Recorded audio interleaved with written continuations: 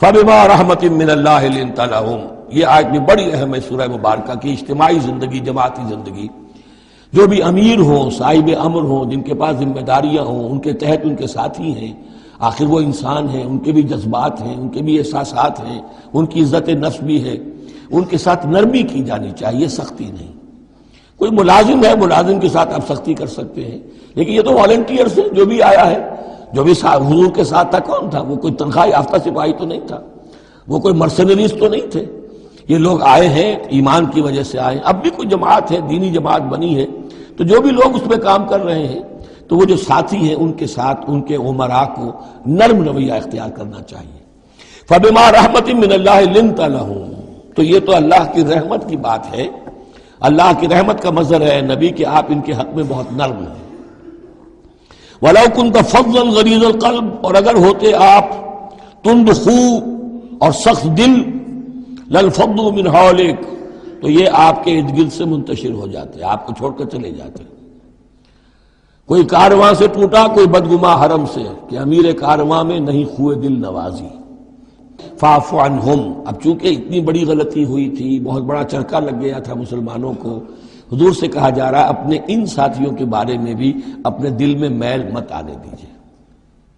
غلطی ہو گئی ہے، کوتاہی ہو گئی ہے، اللہ نے معاف کر دیا ہے، فاعف عنہم، تو آپ بھی انہیں معاف کر دیں، عام حالات میں بھی معاف کرتے رہا کریں۔ واستغفر لہم، جو خطا ہو گئی یا ہو جائے اس پر استغفار۔ شاورہم فی الامر، اور یہ نہ کریں کہ اب آئندہ ان کی کوئی بات نہیں سننی، نہیں، مشورے میں شامل رکھیے ان کو بھی، اور ان سے مشورہ کرتے رہا کیجیے امر میں۔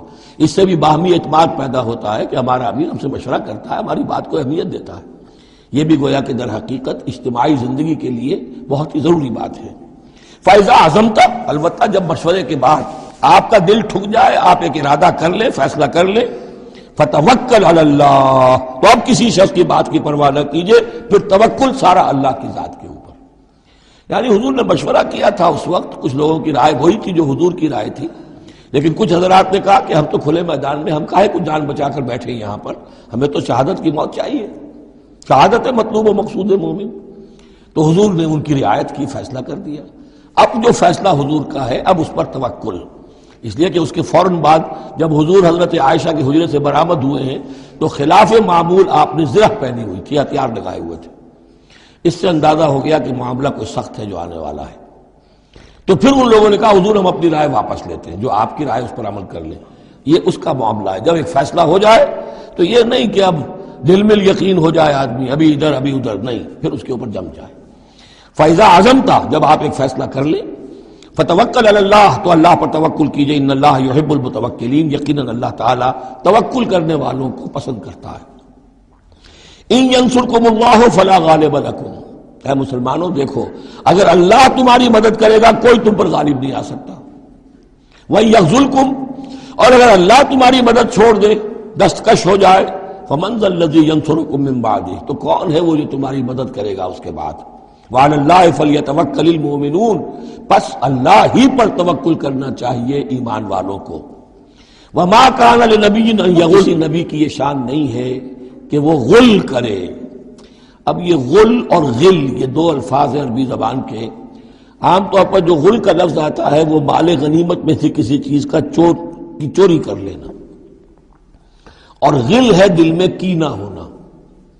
تو ایک خیال تو یہ ہے، اور یہ روایات ہیں کہ حضور پر کوئی منافقوں نے الزام لگایا تھا کہ مال غنیمت میں آپ نے کوئی خیانت کی ہے، معاذ اللہ ثم معاذ اللہ۔ تو اس کا جواب دیا جا رہا ہے کسی نبی کی یہ شان نہیں ہے کہ وہ کوئی چوری کرے، کوئی چیز چھپائے۔ وَمَن يَغْلُلْ يَأْتِ بِمَا غَلَّ يَوْمَ الْقِيَامَةِ، اور جو کوئی ایسا کام کرے گا وہ تو پھر جو کچھ اس نے چھپایا ہوگا لے کر حاضر ہوگا قیامت کے دن۔ ثم توفى كل نفس ما كسبت وهم لا يظلمون، پھر ہر ذی نفس کو دے دیا جائے گا، توفا دیکھیے، پھر وہ دیا جانا، وفا یوفی، یوفا توفا، ثم توفى كل نفس، پورا دے دیا جائے گا ہر جان کو، ما کسبت، جو کچھ اس نے کمایا ہوگا، وهم لا يظلمون، اور ان پر کوئی ظلم نہیں ہوگا۔ ایک رائے البتہ مولانا اصلاحی صاحب نے ظاہر کی ہے کہ یہاں غل بمانی غل ہے، یعنی الزام یہ لگایا گیا تھا منافقین کی طرف سے، عبداللہ ابن ابی کی طرف سے، کہ یہ بڑے ایمبیشس آدمی ہیں محمد صلی اللہ علیہ وسلم، اور یہ عرب پر اپنی حکومت قائم کرنے کے لیے انہوں نے ہماری جانوں کو تختہ مشق بنایا ہے، ہمیں استعمال کر رہے ہیں، ہمیں مروا رہے ہیں، تو گویا کہ ہماری خیر خواہی نہیں کر رہے بلکہ ان کے دلوں میں ہماری جو ہے وہ بدخواہی ہے۔ تو یہ غل کے معنی میں یہ ان کا مفہوم ہے جو انہوں نے لیا ہے، واللہ اعلم۔ افمن اتبع رضوان اللہ کمن باء بسخط من اللہ، تو کیا بھلا وہ شخص جس نے اللہ کی رضا کی پیروی کی اس کے مانند ہو جائے گا جو اللہ کے غضب اور غصے کو کما کر لایا، ومأواہ جہنم، اور اس کا ٹھکانہ جہنم ہے، وبئس المصیر، اور وہ بہت ہی بری جگہ ہے پہنچنے کی۔ ہم درجات عند اللہ، ان کے بھی درجے بندیاں ہیں اللہ کے ہاں، جیسے نیکوکاروں کے درجے ہیں بدکاروں کے بھی درجے ہیں، سب بدکار برابر نہیں، سب نیکوکار برابر نہیں۔ واللہ بصیر بما یعملون، اور جو کچھ یہ کر رہے ہیں اللہ اسے دیکھ رہا ہے۔ اب یہ آیت بھی پھر دیکھیے سورہ جو بقرہ میں 2 دفعہ آیا تھا مضمون، وہ اب تیسری مرتبہ یہاں آ رہا ہے۔ حضرت ابراہیم حضرت اسماعیل کی دعا میں مضمون آیا تھا، ربنا وابعث فیہم رسولا منہم یتلو علیہم آیاتک ویعلمہم الکتاب والحکمۃ ویزکیہم۔ پھر آ گیا تھا 18ویں رکوع کے آخر میں، کما ارسلنا فیکم رسولا منکم یتلو علیکم آیاتنا ویزکیکم ویعلمکم الکتاب والحکمہ ویعلمکم ما لم تکونوا تعلمون۔ اب یہ تیسری مرتبہ مضمون آیا، لقد من اللہ علی المؤمنین، اللہ نے بہت بڑا احسان کیا ہے اہل ایمان پر، اذ بعث فیہم رسولا من انفسہم، جب ان میں اٹھایا ایک رسول انہی میں سے، ان کی اپنی جانوں میں سے، ان کی اپنی قوم میں سے، یتلو علیہم آیاتہ، جو تلاوت کرتے سناتا ہے انہیں اس کی آیات، ویزکیہم، اور انہیں پاک کرتا ہے۔ ترتیب اب ہمیشہ کے لیے یہی ہوگی، تلاوت آیات، تزکیہ، اور پھر تعلیم حکمت، تعلیم کتاب و حکمت۔ وَيُعَلِّمُهُمُ الْكِتَابَ وَالْحِكْمَةَ، اور تعلیم دیتا ہے انہیں کتاب اور حکمت کی۔ وَإِن كَانُوا مِن قَبْلُ لَفِي ضَلَالٍ مُبِينٍ، اور یقیناً اس سے پہلے یعنی رسول کی آمد سے قبل تو وہ لازماً کھلی گمراہی کے اندر مبتلا تھے۔ أَوَلَمَّا أَصَابَتْكُم مُّصِيبَةٌ قَدْ أَصَبْتُم مِّثْلَيْهَا قُلْتُمْ أَنَّىٰ هَٰذَا، تو جب تم پر ایک مصیبت آئی جب کہ تم اس سے دگنی مصیبت جو ہے ان کو پہنچا چکے ہو، قُلْتُمْ أَنَّىٰ هَٰذَا، تم کہتے ہو یہ کہاں سے آ گیا، یہ کیوں ہو گیا، اللہ نے پہلے مدد کی تھی اب کیوں نہیں کی۔ قُلْ هُوَ مِنْ عِنْدِ أَنفُسِكُمْ، اے نبی کہہ دیجیے یہ تمہارے اپنے نفسوں کی شرارت کی وجہ سے ہوا، تم نے غلطی کی، تم نے حکم کی خلاف ورزی کی۔ حتیٰ اذا فشلتم وتنازعتم فی الامر وعصیتم من بعد ما اراکم ما تحبون ان اللہ علی کل شیء قدیر، اللہ تو ہر چیز پر قادر ہے۔ گویا کہ اسی مضمون کو دوہرا کر لایا گیا کہ وَلَقَدْ صَدَقَكُمُ اللَّهُ وَعْدَهُ، اللہ وعدہ اپنا پورا کرتا ہے۔ وَمَا أَصَابَكُمْ يَوْمَ الْتَقَى الْجَمْعَانِ، البتہ یہ اللہ چاہتا تو کنڈون کر دیتا، تمہیں کوئی سزا نہ دیتا، معاف کر دیتا بغیر سزا دیے، لیکن یہ کہ اللہ کی حکمت کا تقاضا یہ ہوا کہ تمہیں سزا دی جائے، اس لیے کہ ابھی تو بڑے بڑے مراحل آنے ہیں۔ اگر اسی طرح تم نظم کو توڑتے رہے اور احکام کی خلاف ورزی کرتے رہے تو پھر تمہاری حیثیت جو ہے ایک جماعت کی تو نہیں ہوگی، پھر تو ایک انبوہ ہے، ہجوم مومنین ہوگا، جماعت، لشکر، فوج، حزب اللہ درکار تو وہ ہے۔ وما اصابکم یوم التقى الجمعان، اور جو بھی مصیبت تم پر آئی ہے اس دن جس دن کے دونوں لشکر بھڑ گئے تھے آپس میں، فباذن اللہ، وہ اللہ کے اذن سے آئی ہے، بغیر اللہ کے اذن کے تو یہ تکلیف نہیں آ سکتی تھی۔ وَلِيَعْلَمَ الْمُؤْمِنِينَ، اور یہ اس لیے کہ اللہ جان لے کہ کون ہے اصل مومن، حقیقی مومن، صابر مومن، جو مستقیم مومن ہے۔ وَلِيَعْلَمَ الَّذِينَ نَافَقُوا، اور تاکہ دیکھ لے کہ کون ہے منافق۔ اور یہاں اصل ترجمہ ہم کرتے ہیں تاکہ اللہ ظاہر کر دے کہ کون ہے مومن اور ظاہر کر دے کہ کون ہے منافق۔ کھل گیا کہ نہیں؟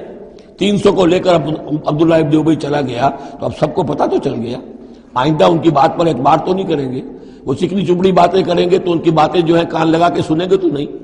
تو اللہ تعالیٰ نے چاہا کہ who's who and what is what یہ بالکل مبرہن ہو جائے، واضح ہو جائے۔ وقیل لہم تعالوا، اب یہاں وہ تذکرہ ہو رہا ہے آخر میں اس واقعے کا کہ جب کہ عبداللہ ابن ابی 300 آدمیوں کو لے کے واپس چلا گیا، اس وقت کچھ لوگوں نے اس سے کہا ہوگا کہ کہاں جا رہے ہو بے وقوفو، اس وقت تو لشکر سامنے آمنے سامنے کھڑے ہیں اور 300 آدمی نکل جائیں 1000 میں سے تو بقیہ جو باقی ہیں ان کے بھی کچھ نہ کچھ دلوں میں کمزوری پیدا ہوگی، جیسے کہ بنو حارثہ بنو سلمہ کے اندر کمزوری عارضی طور پر پیدا ہو گئی تھی۔ تو سمجھانے والوں نے جب کہا فقیل لہم تعالوا قاتلوا فی سبیل اللہ اب ادفعوا، آؤ بھائی آؤ، کہاں جا رہے ہو، اللہ کی راہ میں قتال کرو یا دفاع کرو، دفاع ہو رہا ہے تو مدینے کے اوپر حملہ ہوگا تو کیا ہوگا، اگر یہاں پر یہ لشکر جو ہے شکست کھا گیا تو کیا تمہاری بہو بیٹیاں جو ہے پھر آ کر وہ انہیں لے کر اپنی بانیاں بنا کر نہیں لے جائیں گے؟ اللہ کی راہ میں جنگ کرو، اگر یہ نہیں تو کم سے کم اب دفاع جو ہے مدینے کا اس کے لیے تو کھڑے رہو۔ قالوا لو نعلم قتالا لاتبعناکم، ان کا اگر ہم سمجھتے کہ جنگ ہونی ہے تو ہم ضرور تمہارا ساتھ دیتے۔ یعنی یہ تو در حقیقت نورا کشتی ہو رہی ہے، یہ حقیقت میں جنگ ہے ہی نہیں۔ یہ محمد کے ساتھی جو مہاجرین آئے ہیں مکے سے اور یہ جو مکے سے اب آئے ہیں چڑھ کر، یہ سب ایک ہے کہ تھیلے کے چٹے بٹے ہیں اور ہمارا ان سے کوئی سروکار نہیں۔ لو نعلم قتالا لاتبعناکم ہم للکفر یومئذ اقرب منہم للایمان، اس دن وہ ایمان کی نسبت کفر سے قریب تر تھے۔ یقولون بافواہہم ما لیس فی قلوبہم، وہ اپنے منہوں سے وہ بات کہہ رہے ہیں جو ان کے دلوں میں نہیں ہے۔ واللہ عالم بما یکتمون، اور جو کچھ وہ چھپا رہے ہیں وہ اللہ کے علم میں ہے۔ الذین قالوا لاخوانہم وقعدوا لو اطاعونا ما قتلوا، یہ وہ لوگ ہیں کہ جنہوں نے کہا، ان کے جو بھائی جو وہاں پر ابو سلمان صادق الایمان تھے جو وہاں شہید ہو گئے، تو جو لوگ بیٹھے رہے تھے انہوں نے کہا لو اطاعونا ما قتلوا، اگر وہ بھی ہمارے ساتھ آ گئے ہوتے، ساتھ ہمارے چلے آتے، 300 ہم آئے تھے، وہ اور بھی آ جاتے تو قتل نہ ہوتے۔ قل فادرؤوا عن انفسکم الموت ان کنتم صادقین، تو اے نبی ان سے کہیے اچھا اگر سچے ہو تو اپنی جانوں سے موت کو ہٹا کر دکھاؤ۔ کیا موت سے بچے رہو گے؟ کیا موت یہاں گھروں میں نہیں آئے گی؟ ولا تحسبن الذین قتلوا فی سبیل اللہ امواتا، اب وہ پھر آیت آ گئی لا تقولوا لمن يقتل فی سبیل اللہ امواتا بل احیاء ولکن لا تشعرون، سورہ بقرہ اس کے 19ویں رکوع کی آیت ہے۔ اور یہاں ولا تحسبن الذین قتلوا فی سبیل اللہ امواتا، ہرگز نہ سمجھنا ان لوگوں کو جو اللہ کی راہ میں قتل ہو جائیں کہ وہ مردہ ہیں، بل احیاء، بلکہ وہ تو زندہ ہیں، عند ربہم یرزقون، اپنے رب کے پاس انہیں رزق مل رہا ہے، رزق پا رہے ہیں۔ فرحین بما آتاہم اللہ من فضلہ، وہ تو خوشیاں منا رہے ہیں، شادیانے بجا رہے ہیں جو کچھ اللہ نے اپنے فضل سے ان کو عطا کیا ہے۔ وَيَسْتَبْشِرُونَ بِالَّذِينَ لَمْ يَلْحَقُوا بِهِم مِّن خَلْفِهِمْ، اور ابھی وہ خوش وقت ہو رہے ہیں، خوشخبریاں حاصل کر رہے ہیں کہ ہمارے اور بھائی بھی جو پیچھے رہ گئے، ابھی شہادت کی خلت انہیں نہیں ملی، وہ بھی آئیں، اور جو ہمیں اللہ تعالیٰ نے ناز و نعم کے اندر اس وقت رکھا ہوا ہے اس سے وہ بھی شاد کام ہوں جو ان کے پیچھے ہیں۔ اللہ خوف علیہم ولا هم یحزنون، کہ ان پر کوئی نہ خوف ہوگا اور نہ وہ کسی حزن سے دوچار ہوں گے۔ یستبشرون بنعمت من اللہ وفضل، اور وہ تو خوشیاں منا رہے ہیں اللہ تعالیٰ کی نعمت کی وجہ سے اور اس کے فضل کی بنا پر۔ وَأَنَّ اللَّهَ لَا يُضِيعُ أَجْرَ الْمُؤْمِنِينَ، اور یہ اس بات پر کہ اللہ تعالیٰ اہل ایمان کے اجر کو ضائع نہیں کرتا۔